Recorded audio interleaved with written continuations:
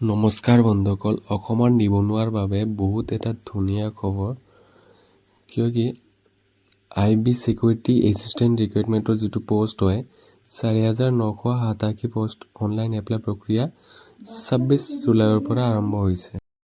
ইয়াৰে যিটো লাষ্ট ডেটটো হৈছে চাব 17 আগষ্ট 2025। ইয়াতে চাব কেটেগৰী ৱাইজত ভেকেঞ্চিবোৰ দিয়া আছে UR OBC SC ST AWS। তো ইয়াতে চাব পে স্কেলটো দিয়া আছে 21,700ৰ পৰা 69,100 লৈকে। তো এক্সাম চেণ্টাৰবোৰ দিয়া আছে অসমৰ হয়, এইটো পোষ্টটো অকল অসমৰ হয়। তো ইয়াতে চাব এজ ৰিলেক্সেশ্যন এজ লিমিটটো চাব 18 to 27 ইয়াৰ্ছলৈকে। এজ ৰিলেক্সেশ্যনটো দিয়া আছে SC ST 5 ইয়াৰ্ছ OBC 3 ইয়াৰ্ছলৈকে ৰিলেক্সেশ্যন আছে। এডুকেশ্যন কোৱালিফিকেশ্যনটো চাব মাত্ৰ 10 পাছড হয়। তো লেংগুৱেজটো লোকেল লেংগুৱেজটো জানিব লাগিব, ডমিচিয়েলটো ল'ব লাগিব এইটো এক্সামৰ কাৰণে, যিটো ষ্টেট লেভেলৰ হয়।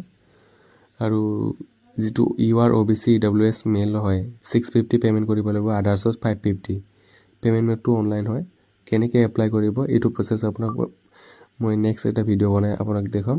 তো এই অনলাইন এপ্লিকেশ্যন ফৰ্মত যাই কিনে ক্লিক হিয়াৰত যাব লাগিব, ৰেজিষ্ট্ৰেশ্যন কৰিব লাগিব। ৰেজিষ্ট্ৰেশ্যন কৰাৰ পিছত লগ ইন কৰি আপুনি ইয়াতে এপ্লাই কৰিব লাগিব। তো গতিকে নেক্সট ভিডিঅ' মই ষ্টেপ বাই ষ্টেপ দেখাই দিম কেনেকৈ এপ্লাই কৰিব লাগে।